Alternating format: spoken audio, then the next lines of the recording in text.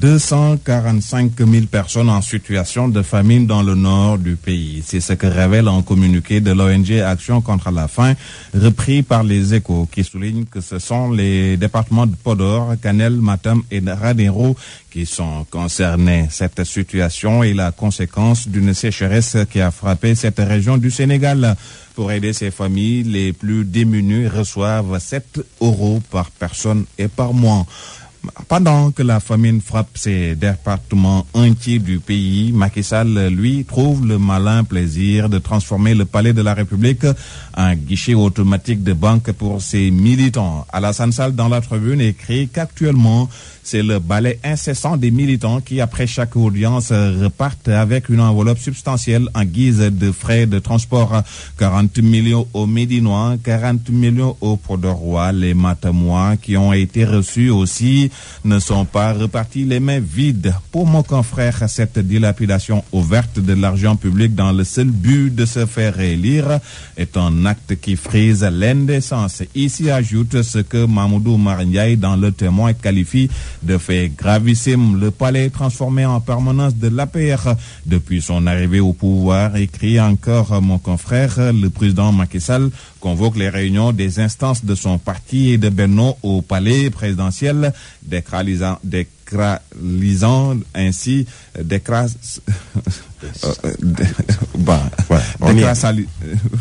ainsi ce lieu emblématique du pouvoir.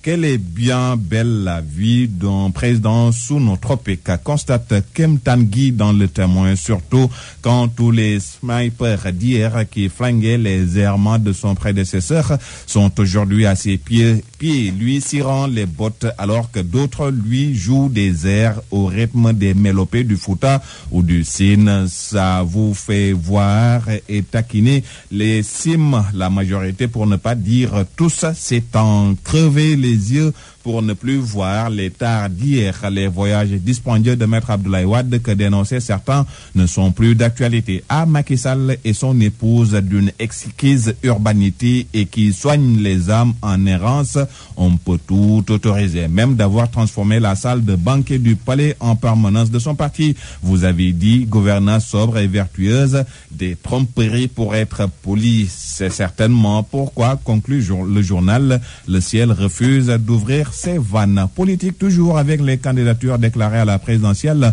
Pour Sud Quotidien, se déclarer sa candidature est une chose plus ou moins simple. L'affaire validée par le Conseil constitutionnel n'est pas si évidente, surtout selon mon confrère, avec l'instauration du système de parrainage. Un vrai casse-tête pour les signatures. Le journal signale que Dakar est le grenier de parrain à Kaolack. Les chances sont ouvertes pour l'opposition, mais à Louga et Fatick, ajoute Sud Quotidien, Ousmane Sonko, Abdoul Mbaye et Abdoulaye Baldé sont tous absents. Ce n'est peut-être pas le cas pour le leader du mouvement Gëm Sa Bopp, car le journal sur ça souligne que Bougane n'a pas, durant ces 8 mois, avalé pour rien 67 000 kilomètres pour aller auprès des Sénégalais, les écouter, les entendre et comprendre les besoins et priorités. Sur ça souligne en effet que Bougane Gueye a concocté un projet de société mielleux et séraphique articulé autour des 19 axes de rupture. Ainsi, 48 heures après sa mobilisation au terrain de Khariala,